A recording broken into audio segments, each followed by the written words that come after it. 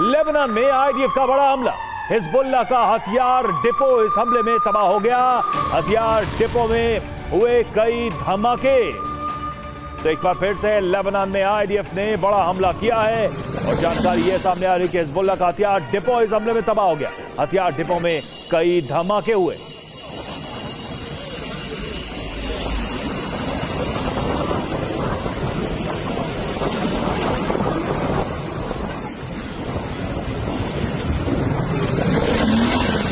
धमाके की तस्वीरें आप देखिए, किस तरह से जबरदस्त धमाका हुआ है और बताया जा रहा है कि यह हिजबुल्लाह का हथियार डिपो था जिसको टारगेट किया गया, जिसको निशाना बनाया गया और इसमें यह हथियार डिपो तबाह हो गया।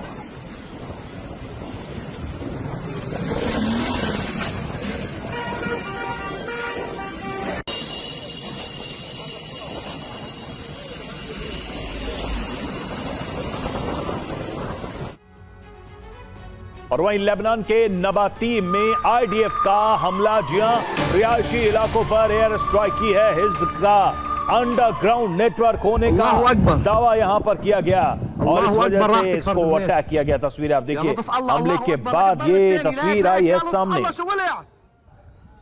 अल्लाहु अकबर, बाद في واحد अल्लाहु अकबर, كفرت بنيت अल्लाहु अकबर। तो लगातार इजराइल की तरफ से हमले जारी हैं हिजबुल्लाह के ठिकानों पर। एक और तस्वीर जो हम आपको दिखा रहे, नवाते की तस्वीर जहां पर यह हमला किया गया है इजराइल की तरफ से। तस्वीर आप देखिए, किस तरह से बड़े धमाके के साथ धुएं का एक गुबार उठता दिखाई दे रहा है।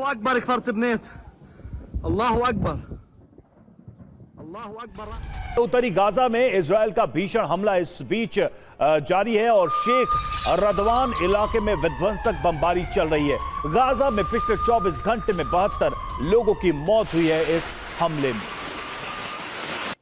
तस्वीर आप देखिए, हमले के बाद से कैसी स्थिति, यहां पर धमाके के साथ आसपास के मकान उड़ गए। यहां पर जो सड़कों पर लोग चल रहे थे वो भी इस मलबे में दब गए। ये साफ तस्वीरों में दिखाई दे रहा है। उत्तरी गाजा में इजराइल ने यह भीषण हमला किया है। शेख रदवान इलाके में ये बमबारी की गई है। गाजा में पिछले 24 घंटे में 72 लोगों की इस बॉम्बिंग में मौत हुई है।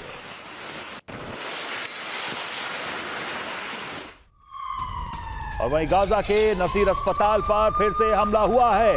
अबू शबाब संगठन का नसीर अस्पताल पर अटैक, और देखिए 3 दिनों में दूसरी बार हॉस्पिटल पर यह अटैक हुआ है। इजरायली सेना ने बनाया है अबू शबाब संगठन।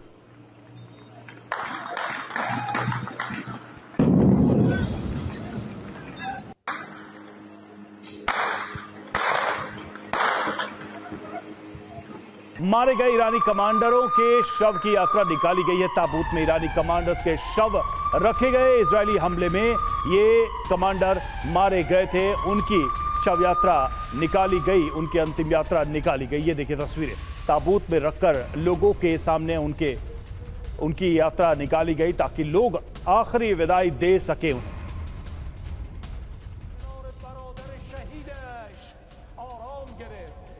तो चूंकि अब लड़ाई नहीं हो रही है, इस वक्त एक सीज फायर बना हुआ है, तो ऐसे में अब ये तस्वीरें भी सामने आ रही हैं और ये स्पष्ट हो रहा है कि ईरान के जो महत्वपूर्ण कमांडर्स थे वो इस जंग के दौरान मारे गए और अपने इन कमांडर्स को आखिरी विदाई ईरान के लोग दे रहे हैं और ताबूत में रखकर उनकी ये शव यात्रा निकाली जा रही है। और इधर स्टारलिंक के खिलाफ IRGC का एक्शन। स्टारलिंक के 8 सैटेलाइट जब्त किए गए।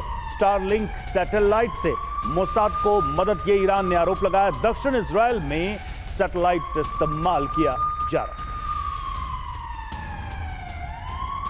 ईरान में फोन विस्फोट की आशंका।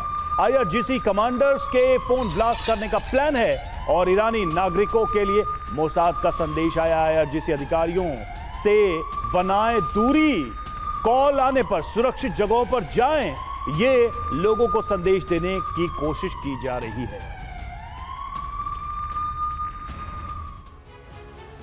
तो ईरान के लोगों के लिए एडवाइजरी आई है। कौन दे रहा है एडवाइजरी? इजराइल की जो सीक्रेट एजेंसी है मोसाद, उसकी तरफ से यह एडवाइजरी दी जा रही है। क्या कहा जा रहा है इसमें? तो अपनी सुरक्षा के लिए बंकर में छिपे हैं कमांडर, IRGC ने ईरानियों की जिंदगी खतरे में डाली। हमारा युद्ध दमनकारी शासन के खिलाफ है।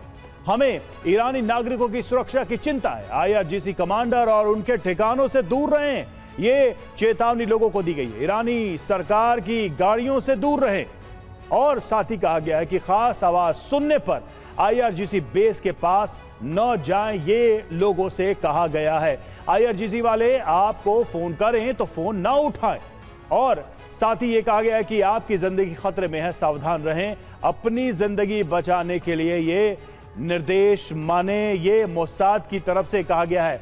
और ईरान में इस तरह से खतरे की घंटी नजर आ रही है। देखिए, ये कहा गया है कि ईरान में टारगेटेड अटैक करने की तैयारी है। IRGC के अफसरों के खिलाफ बड़ा प्लान है। बेरूत के पेजर स्टाइल में ही ये हमला हो सकता है। फोन इस्तेमाल करने वाले अफसर रडार पर हैं।